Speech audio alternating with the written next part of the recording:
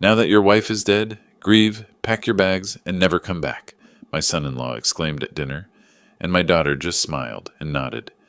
The house was never really yours anyway. I left, but not to pack my bags, but to the bank and unfolded my plan. Before we continue, please subscribe to the channel and let us know where you are listening in the comments. The fork trembled in my hand as I stared across the dining table. 7 days since Martha's funeral. 7 days of expecting comfort from the children we'd raised, loved, sacrificed for. Instead, Perry leaned back in his chair like he owned the place. Harold. His voice cut through the silence sharp as winter wind. We need to talk. Sienna wouldn't meet my eyes. My daughter, who used to climb into my lap during thunderstorms, now fidgeted with her wedding ring like it burned her finger. The roast beef I'd prepared grew cold between us. What's on your mind, son? The word felt foreign. Perry had never been a son to me, just the man who'd stolen my little girl's heart 12 years ago. This house. He gestured around our dining room, the room where Martha had hosted countless family dinners, where Sienna had blown out birthday candles, where memories lived in every corner. It's too big for one person. My chest tightened. I've lived here 23 years. Exactly. Perry's smile held no warmth. Time for a change. Sienna and I, we need space. Real space. Not that cramped apartment we're stuck in. I looked to my daughter, searching for the compassion I'd raised her with.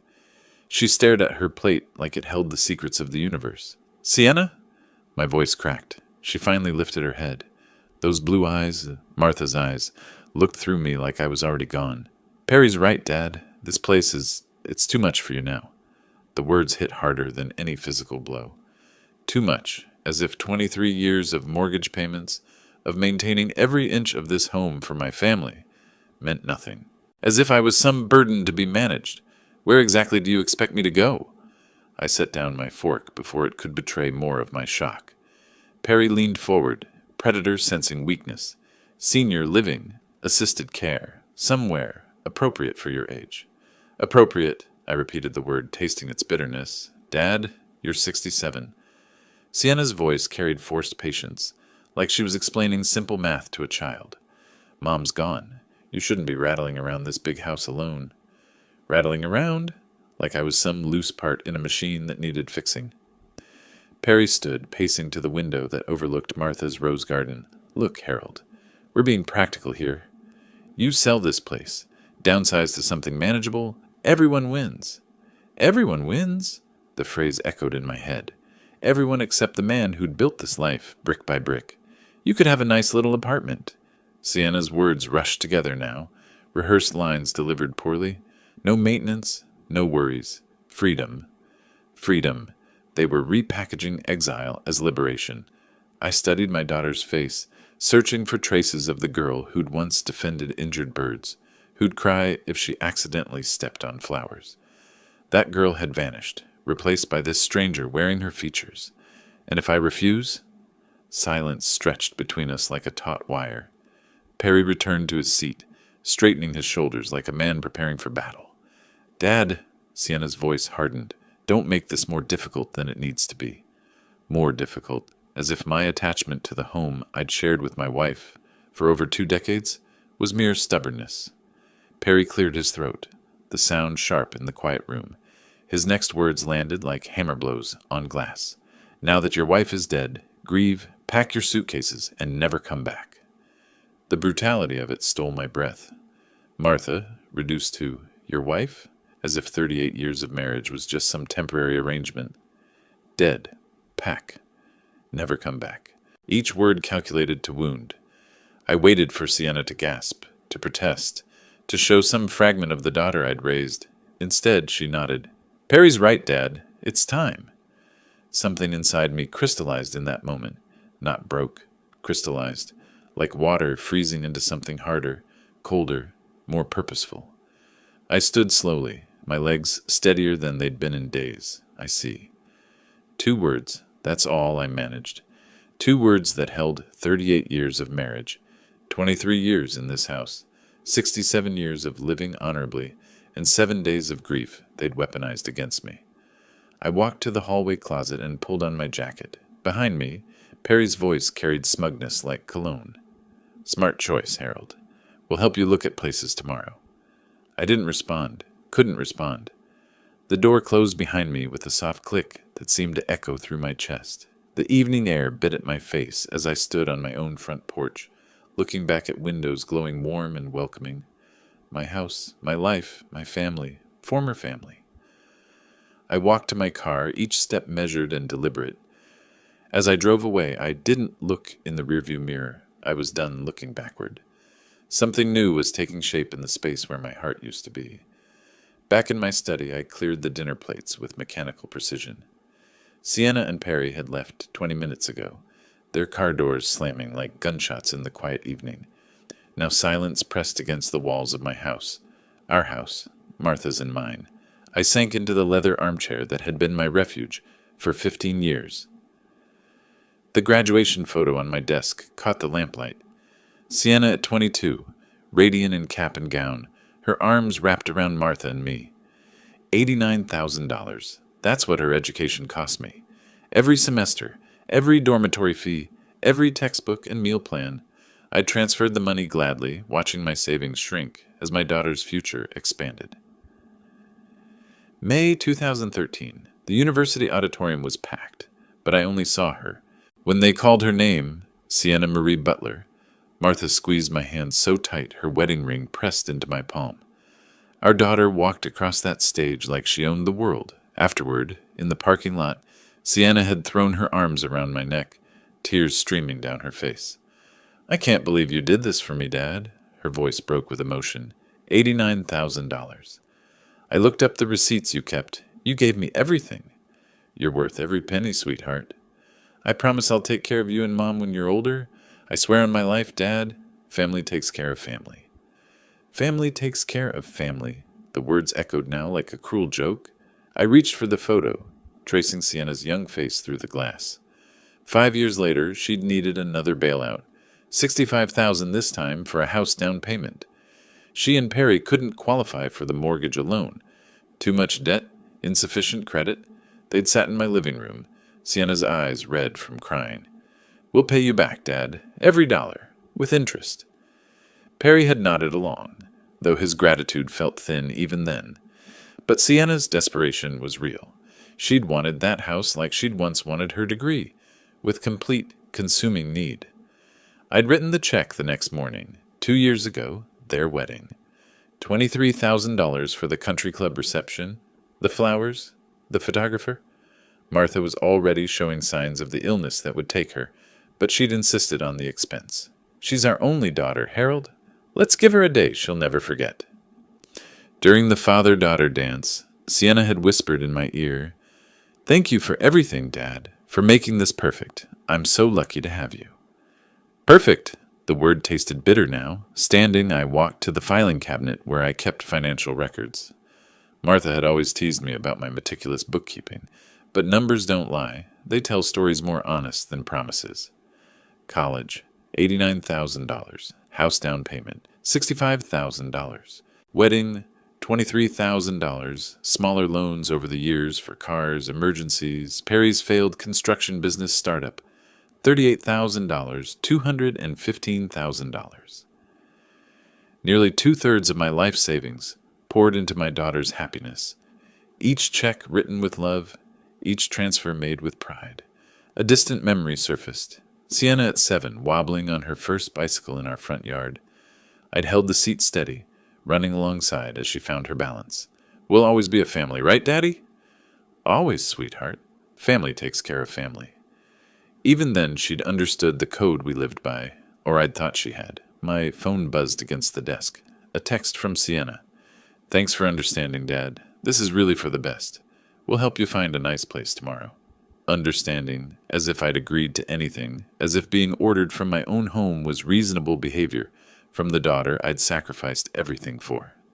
I stared at the phone until the screen went dark, then set it aside. Something cold was settling in my chest, replacing the hurt with something harder. More focused. They thought they knew Harold Butler, the generous father, the grieving widower, the easy mark. They'd calculated wrong. 35 years in banking had taught me things about money and leverage they couldn't imagine. Opening my laptop, I began typing. Time to see exactly what my investments had purchased.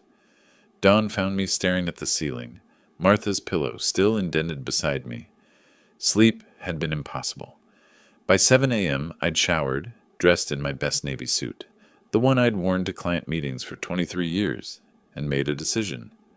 Desert Community Bank sat in downtown Scottsdale like a fortress of glass and steel. I'd worked in this building until my retirement 3 years ago, knew every corridor, every face. Walking through the lobby felt like stepping back in time. Harold Butler. The receptionist's smile was genuine. Haven't seen you in months. Here to see someone? James Morrison, if he's available. Tell him it's about a financial consultation. 20 minutes later, I sat across from James in his corner office. Same oak desk, same family photos, same meticulous organization I remembered. James had been my colleague for 15 years, a careful man with an eye for detail. You look well, Harold. He poured coffee from a thermal carafe. Though I was sorry to hear about Martha, she was a lovely woman. Thank you. I accepted the cup, feeling the familiar weight of business in my hands. I need to understand my financial exposure on some loans I guaranteed. James's expression shifted to professional alertness. Of course. Which accounts are you concerned about? My daughter's mortgage and anything related to my son-in-law's business ventures.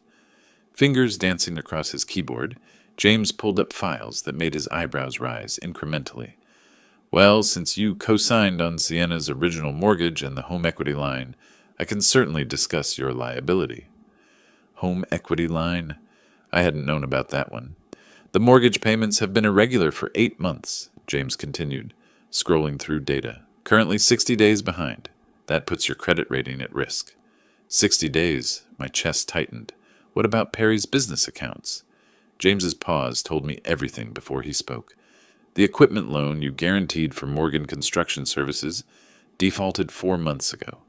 $78,000 in principal, plus accumulated interest and fees. $78,000. I set down my coffee cup carefully. Harold, I have to ask, are you aware of their current financial situation? Apparently not as aware as I should be. The home equity line was maxed out 6 months ago. $45,000 drawn against the property, combined with the mortgage arrears and Perry's business default.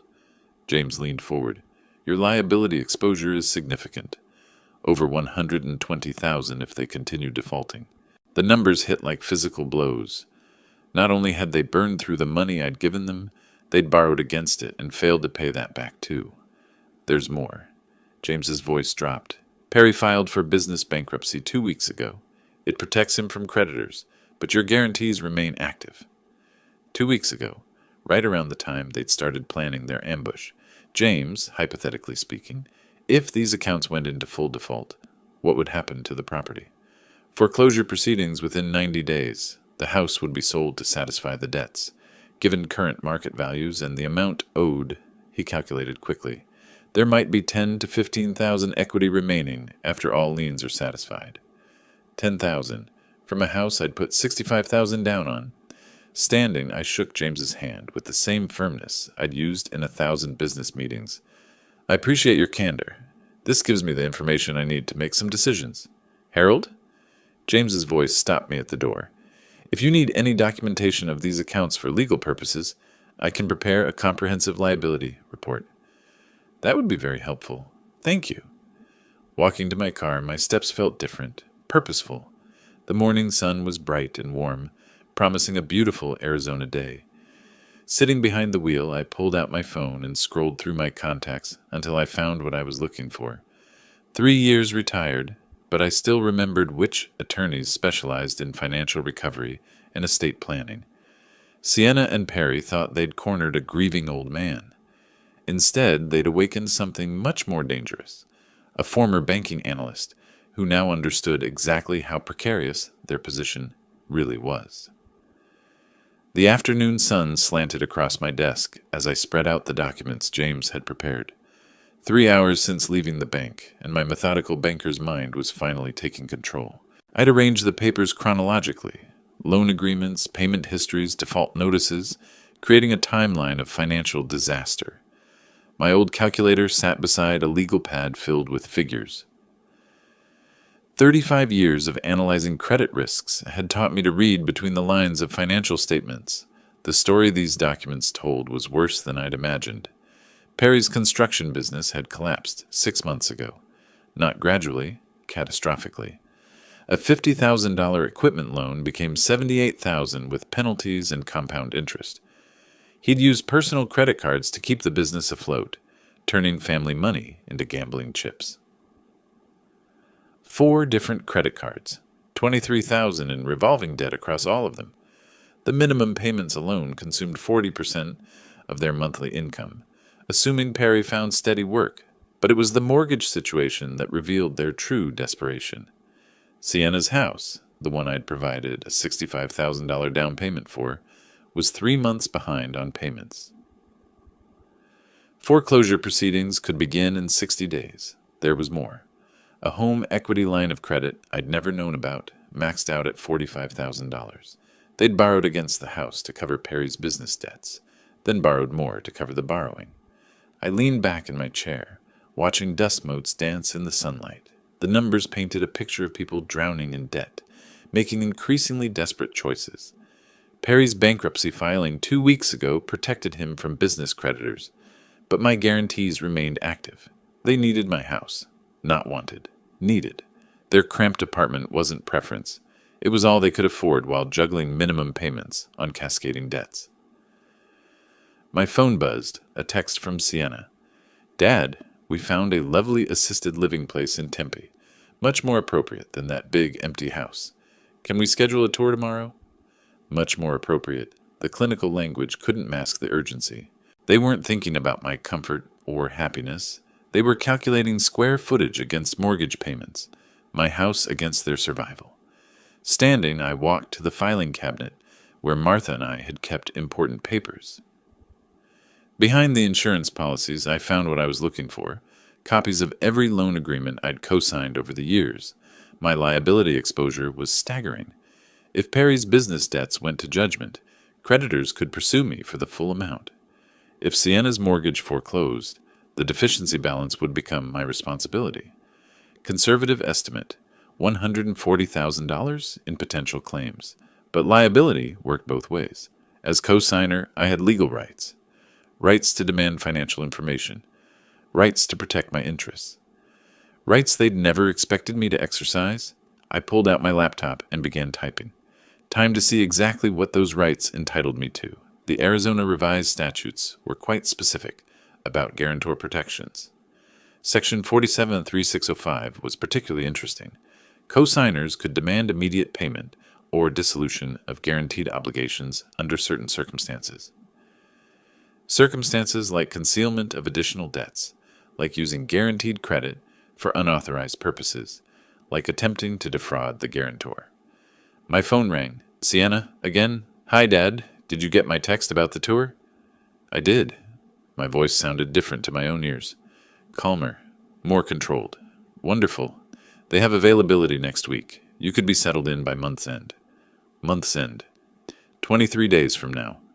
"Sienna, I need to ask you something. Are you and Perry having financial difficulties?" Silence stretched between us like a held breath. "Why would you ask that, Dad?" "Because I care about your welfare, as your father and as someone who's helped support your financial decisions over the years. We're fine, just looking for more space, for our future." "Future? Built on my house, my money, my destroyed trust. I see. Well, we'll talk more soon about the tour tomorrow. I'll let you know." After hanging up, I sat staring at the wall where Martha's college degree hung beside mine.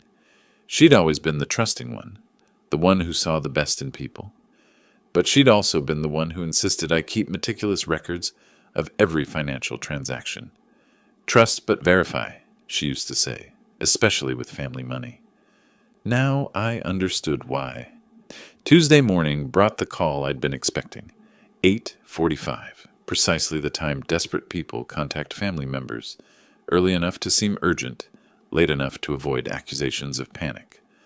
My coffee was still steaming when the phone rang.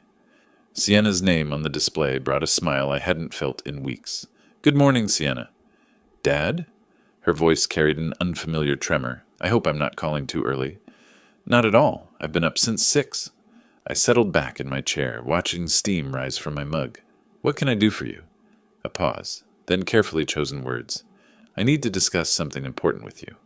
About our conversation Sunday. Which part? Well, about the house situation and some financial concerns Perry and I are facing. Financial concerns. Such delicate language for catastrophic debt. I'm listening. Dad, we're going through a difficult period.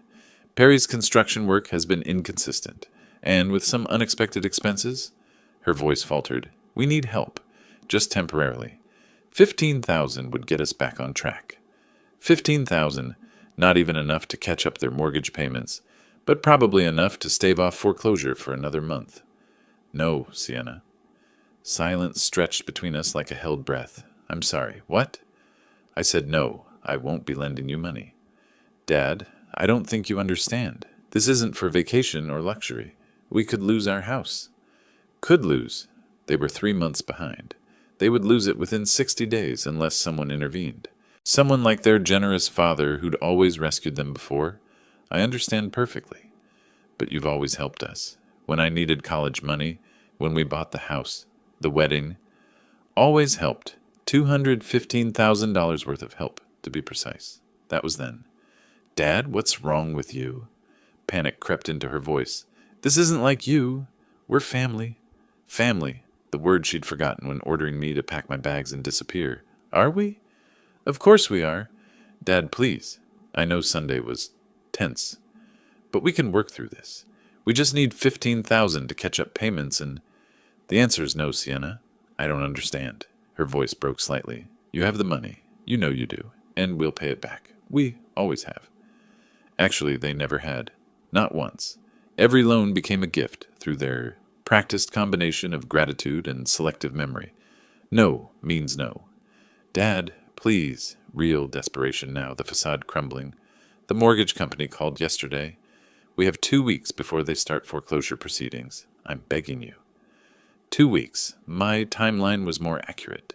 They had less than that before the acceleration clause kicked in and the entire balance became due immediately. Have you considered downsizing? Perhaps something more appropriate to your current income? Dad, you can't be serious. That house is our home, our future. You helped us buy it.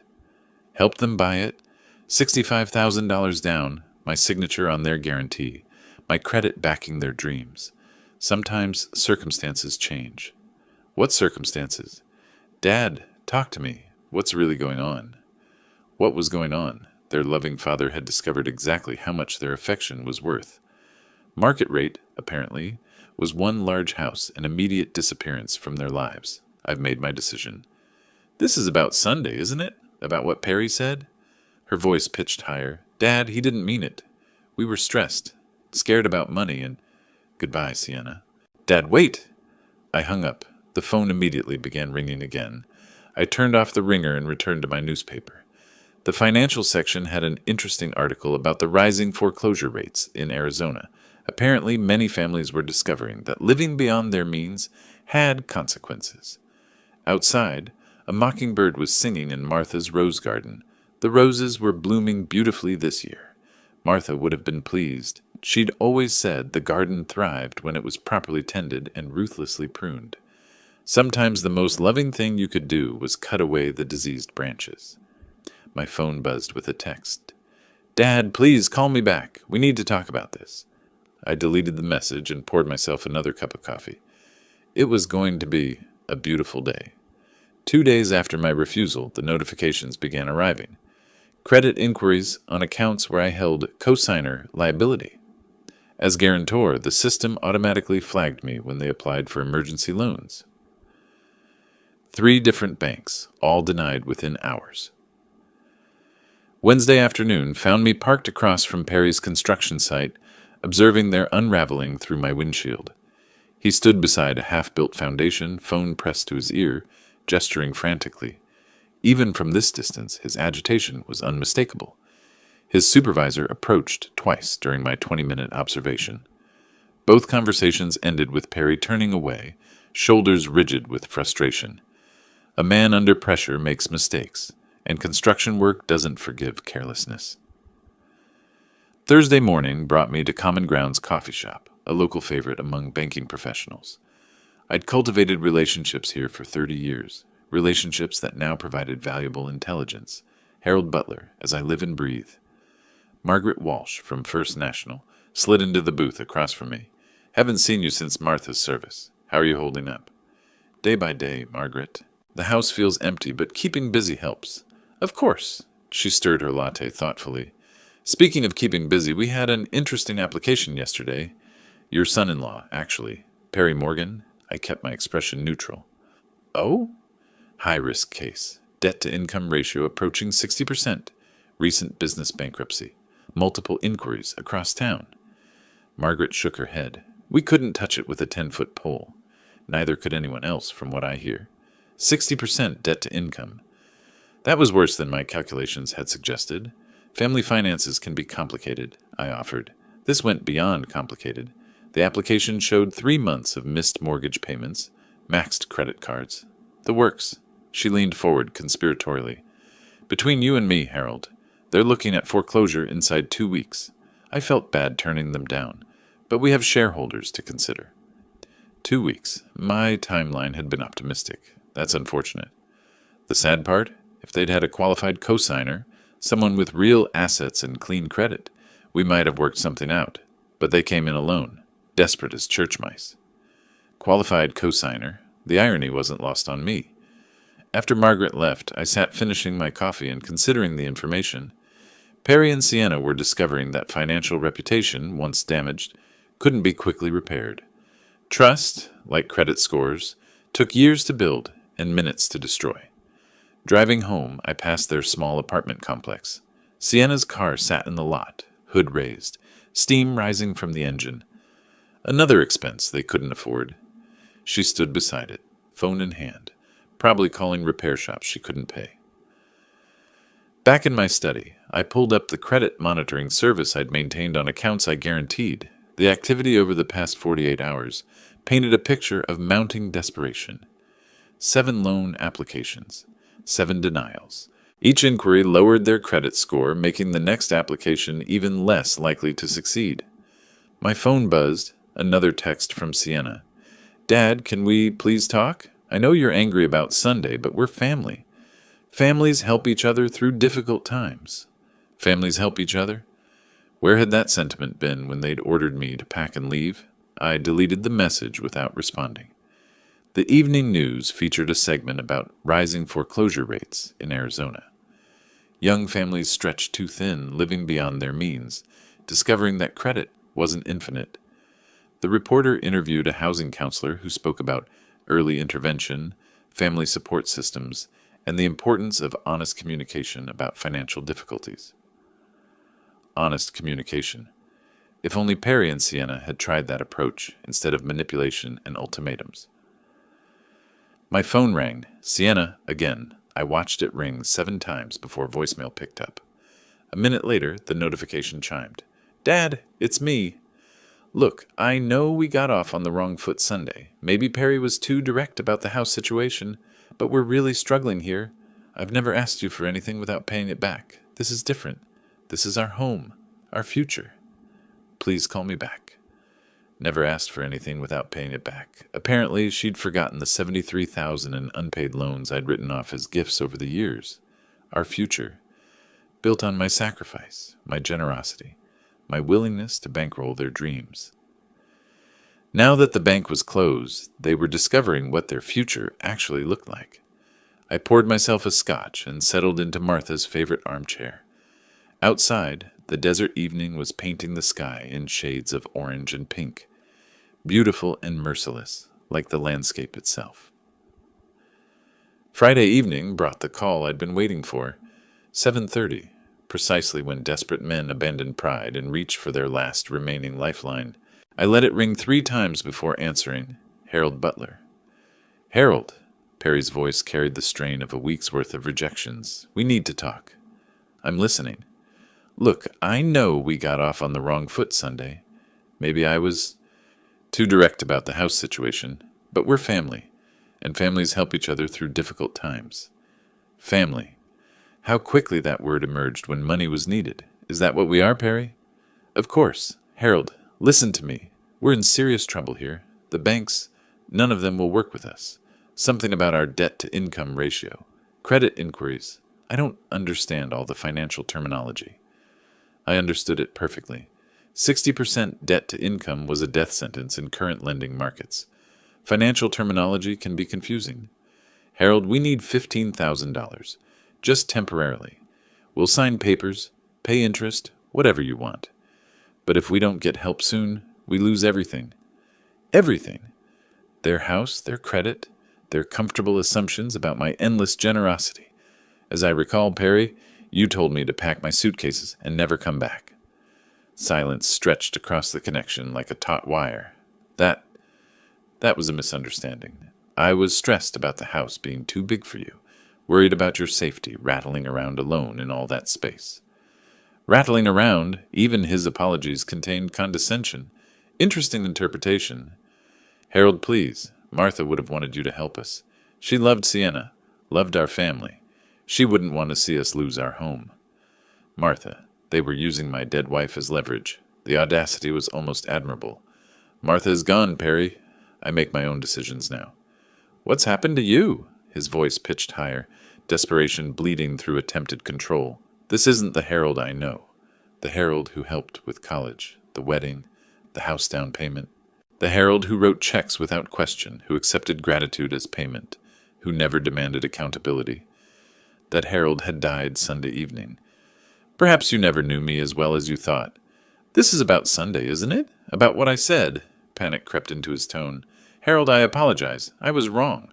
I should never have suggested you leave your own house. Should never have suggested.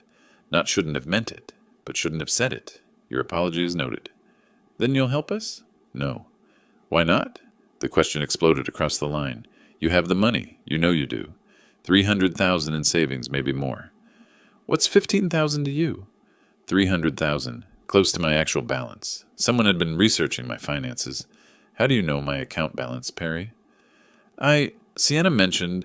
Look, that doesn't matter. What matters is you can save us, and you're choosing not to.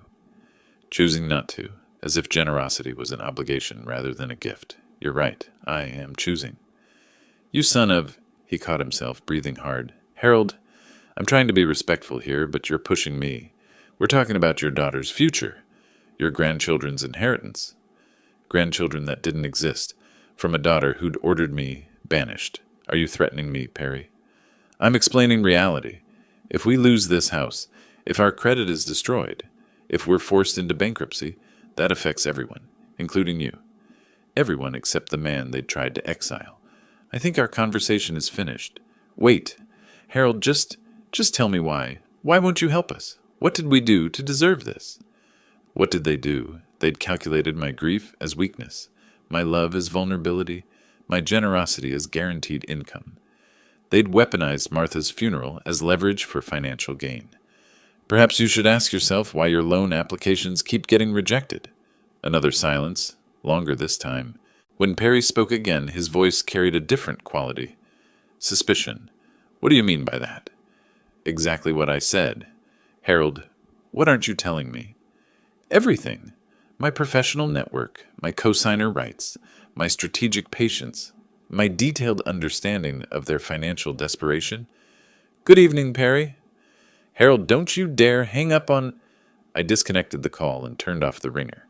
Outside my study window, the desert evening painted the sky in shades of crimson and gold, beautiful and unforgiving, like justice itself. My phone buzzed with a text message. Perry, this isn't over, old man. Not by a long shot. I smiled and deleted the message. He was right about one thing. This was just the beginning. Saturday morning brought clarity about my next move.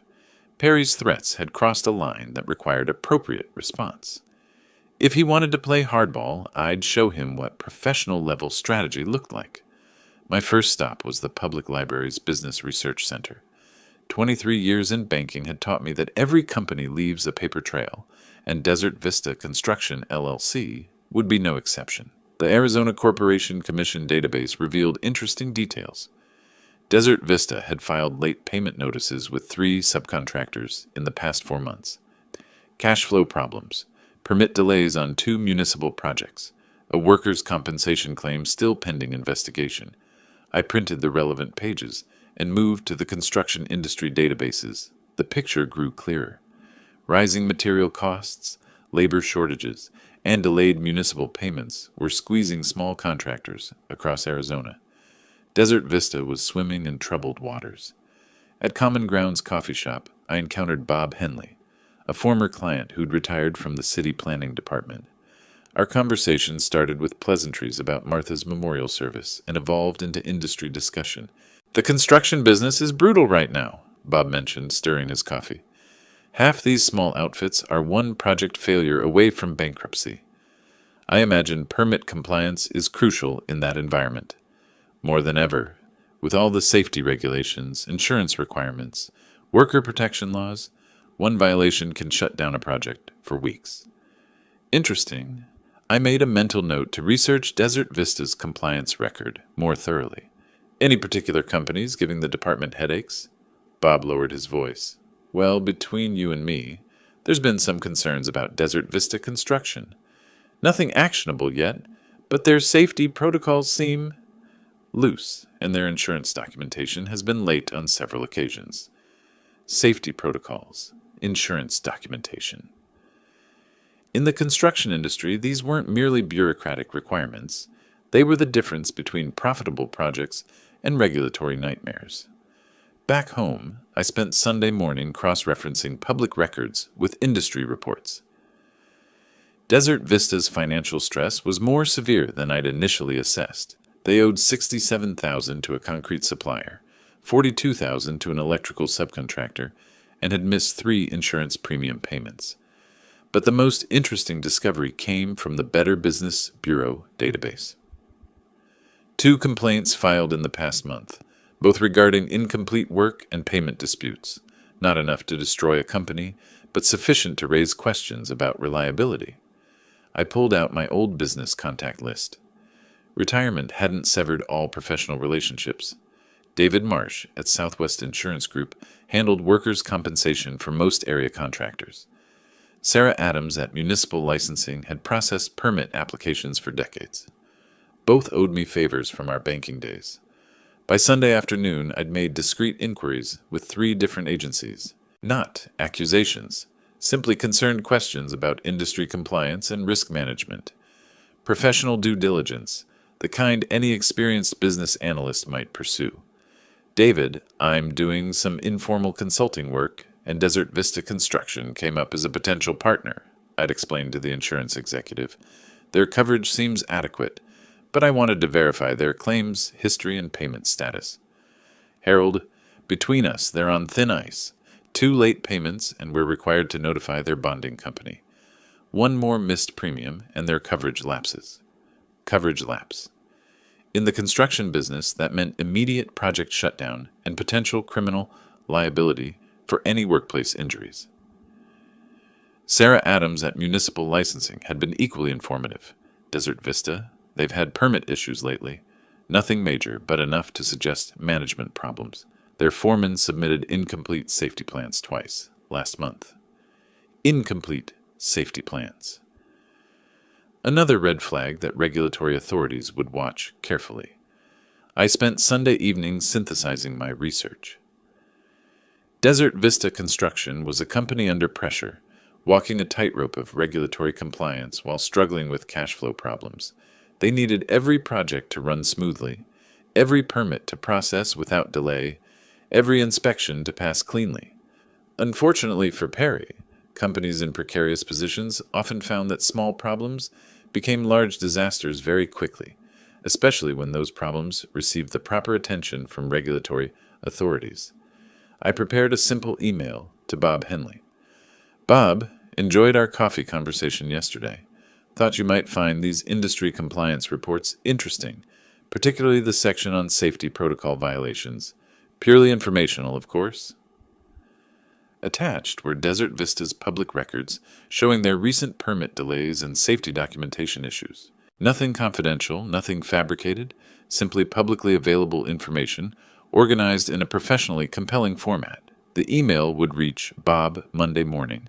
He'd review the materials, probably share them with his former colleagues in planning and safety inspection. Normal information sharing among professionals concerned about public safety. Within a week, Desert Vista Construction would find themselves facing the kind of regulatory scrutiny that could shut down projects and drain cash reserves. Perry had threatened me. Now he'd learn what real power looked like. Monday brought the news I'd been waiting for. Perry's pickup truck sat in their driveway at 3:15 p.m., 2 hours earlier than his usual return from Desert Vista Construction. Through my rearview mirror, parked at the corner coffee stand, I watched him sit motionless behind the wheel for nearly 10 minutes. When he finally emerged, his shoulders carried the defeated slump of a man whose world had just collapsed. The regulatory scrutiny I'd orchestrated had worked faster than expected.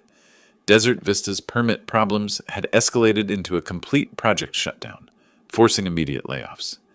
Perry disappeared inside their small house. Within minutes, raised voices carried through the thin walls and open windows. Even from the street, his agitation was unmistakable. Sharp gestures visible through the front window, pacing that made the whole structure seem to vibrate with tension. Tuesday morning arrived with Sienna's scream. I'd positioned myself at the neighborhood park, ostensibly reading the morning paper while monitoring their house from a discreet distance. The sound cut through the desert air like breaking glass. Pure anguished disbelief, Perry had finally confessed.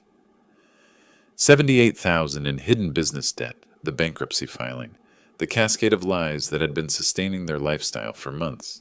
Through their kitchen window, I could see Sienna's silhouette gesticulating wildly, her movements sharp and desperate. Perry stood rigid, hands spread in what appeared to be defensive explanation. Their domestic crisis played out like a silent film, all fury and betrayal, without audible dialogue. Sienna stormed outside, phone pressed to her ear.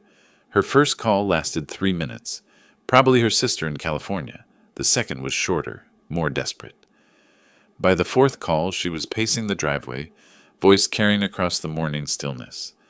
"Mom, I know it's early, but we need help. Serious help. Perry lost his job and—" "No, there's more, much more." She disappeared back inside, only to emerge 10 minutes later with another frantic phone call. This pattern continued throughout the morning, desperate outreach to anyone who might offer financial salvation.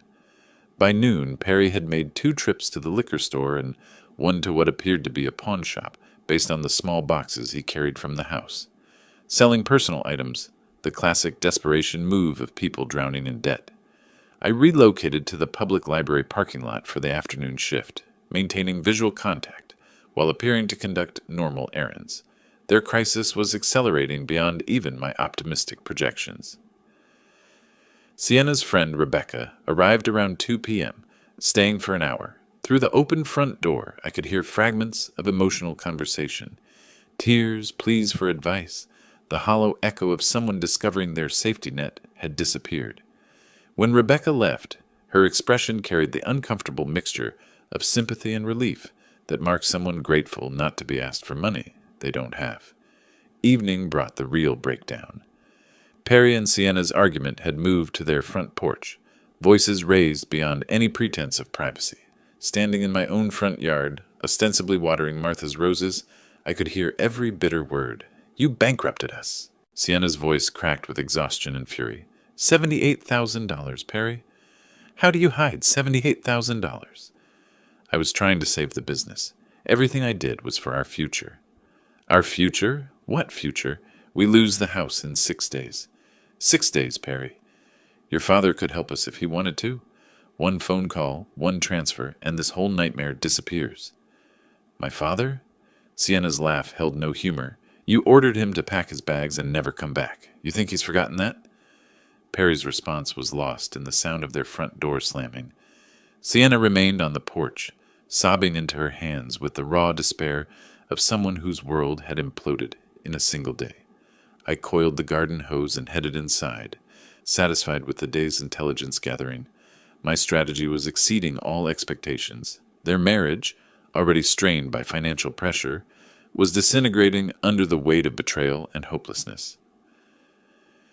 Phase 2 of my plan was complete. They'd lost their income, exhausted their credit, and now faced the destruction of their most fundamental relationship, trust between husband and wife. Tomorrow would bring phase 3, but tonight I'd pour myself a scotch and appreciate the elegant precision of watching people reap exactly what they'd sown.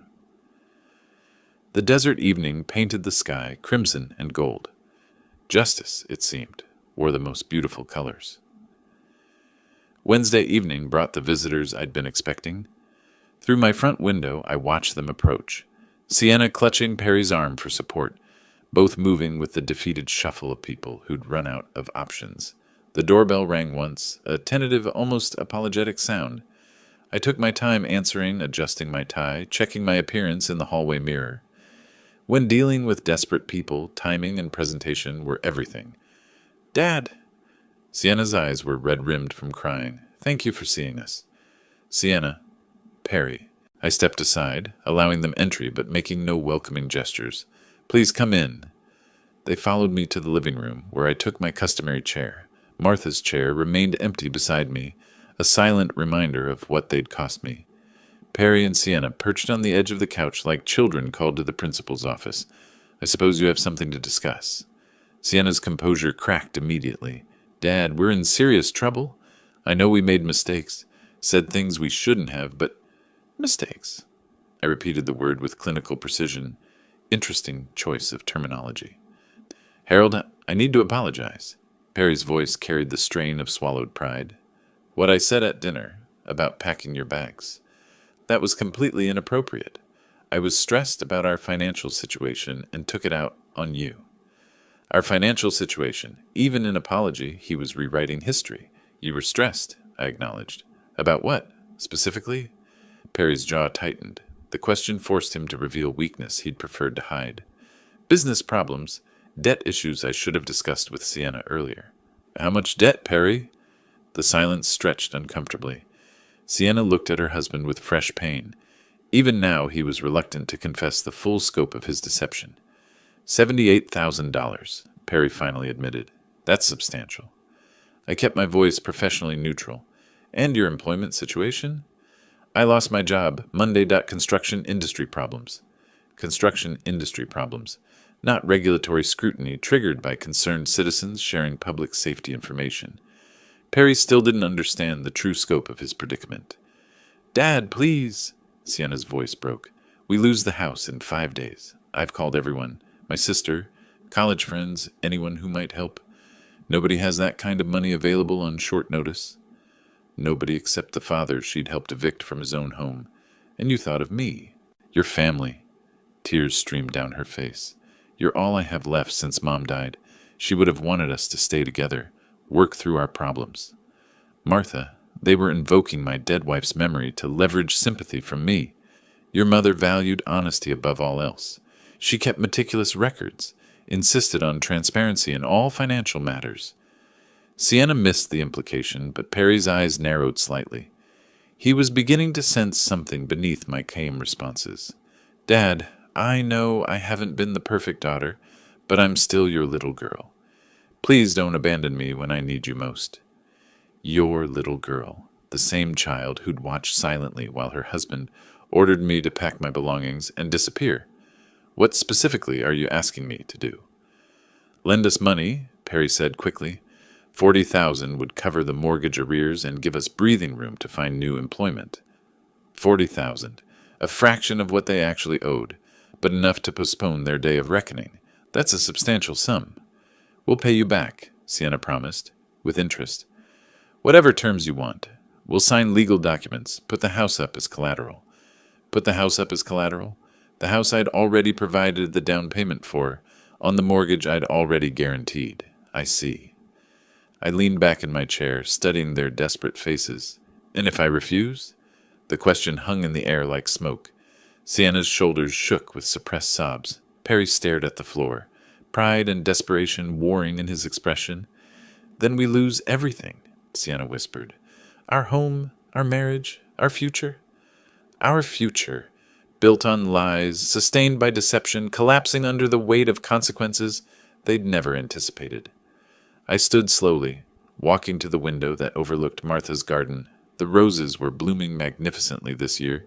She'd always said that proper pruning was essential for healthy growth. This is quite a predicament you found yourselves in. Behind me, I could hear Sienna's quiet weeping, Perry's labored breathing. They were waiting for my decision, hanging on every word, completely dependent on my mercy. For the first time in weeks, I felt the deep satisfaction of perfect justice. "Before I consider your request," I said, turning from the window, "I think you should understand exactly how you arrived at this moment." Sienna wiped her eyes, confusion flickering across her tear-stained face. "What do you mean?" "I mean that very little of what's happened to you has been coincidental." I walked to my desk, opening the center drawer where I'd kept detailed records of every strategic decision. Perry's expression shifted from defeat to wariness as I pulled out a manila folder, thick with documents. "Let me show you something interesting." I spread the timeline across the coffee table between us. Monday, March 18th. I visited my former colleague, James Morrison, at Desert Community Bank. Perry's face went pale. "You did what?" "As co-signer on your loans, I had every legal right to review your financial status. James was quite thorough in his assessment." I pulled out the printed credit reports. 78,000 in business debt, 3 months behind on mortgage payments, credit cards maxed at 60% of available limits. Sienna stared at the documents. "Dad, I don't understand." "I conducted a professional risk analysis of your situation. 23 years in banking taught me to recognize when clients were beyond salvage." I turned to another page. "Your debt-to-income ratio was approaching 65%, statistically impossible to sustain." "You were analyzing us?"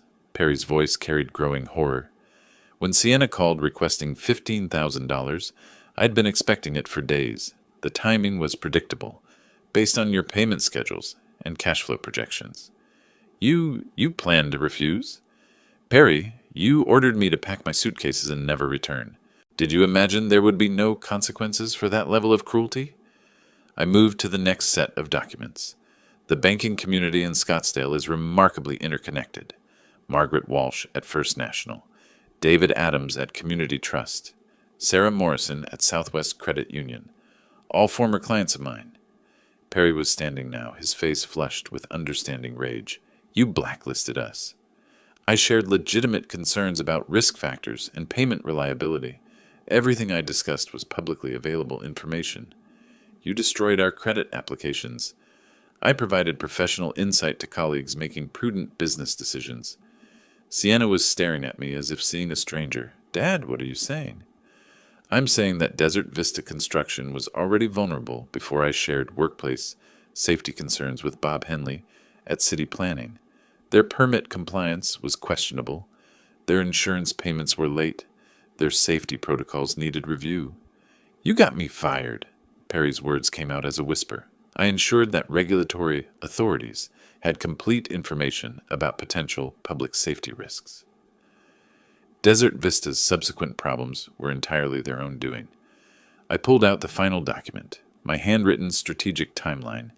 Every phone call, every refusal, every coincidence was calculated for maximum psychological impact at optimal timing.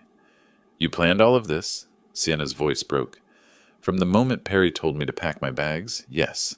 I spent 35 years analyzing financial vulnerabilities and strategic pressure points. Applying that expertise to your situation was simply professional methodology." Perry lunged forward, grabbing the papers. "You manipulative old—" "Careful, Perry." My voice carried steel. "You're still in my house, requesting my help." He froze, documents trembling in his hands as he read my methodical planning notes. The dates, the strategic decisions, the professional contacts leveraged, the systematic elimination of their options. "You destroyed our marriage." Sienna's accusation hung in the air. "Your marriage was collateral damage. The primary objective was appropriate consequences for unconscionable behavior.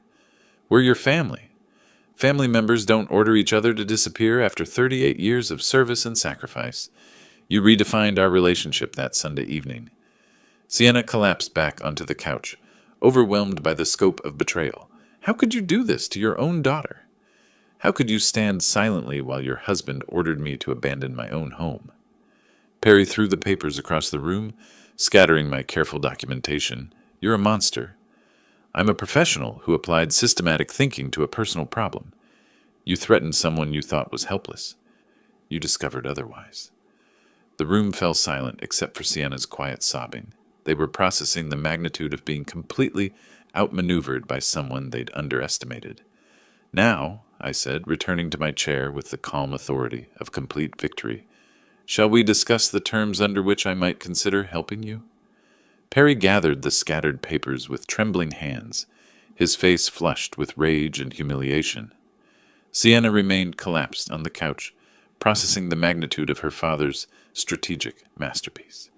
These are my terms, I said, returning to my chair, with the calm authority of complete victory. You wanted to discuss assistance. Let's discuss it properly. Terms? Sienna's voice was barely a whisper. You ordered me to pack my suitcases and disappear. Now you need my help to survive. That requires acknowledging some fundamental realities about our relationship going forward. Perry looked up from the documents, hatred burning in his eyes, but tempered by desperate necessity. What do you want? First, a written apology. Public acknowledgement that your treatment of me was inappropriate and cruel. You'll submit it to the neighborhood newsletter and post it on social media. You want us to humiliate ourselves publicly? I want you to correct the record about my character and worth. Your neighbors watched you disrespect a grieving widower. They should know you recognize that behavior was unacceptable. Sienna nodded slowly. Okay, we'll write an apology. Second, you'll treat me with the respect and courtesy appropriate for the family patriarch. No more dismissive comments, no more financial presumptions, no more orders about my living arrangements. Yes, Harold, Perry said through gritted teeth. Third, any assistance I provide comes with conditions. You'll follow my financial guidance, attend counseling for your marriage problems, and maintain employment that I approve of. You want to control our lives. I want to ensure my investment isn't wasted on people who haven't learned from their mistakes. I stood and walked to my desk, pulling out my checkbook. The sound of the pen scratching across paper was the only noise in the room. I'm prepared to provide $25,000, enough to prevent foreclosure and give you breathing room to rebuild your lives properly. Sienna's eyes widened. 25,000, but we need 40 to catch up completely. You need to learn the difference between rescue and assistance.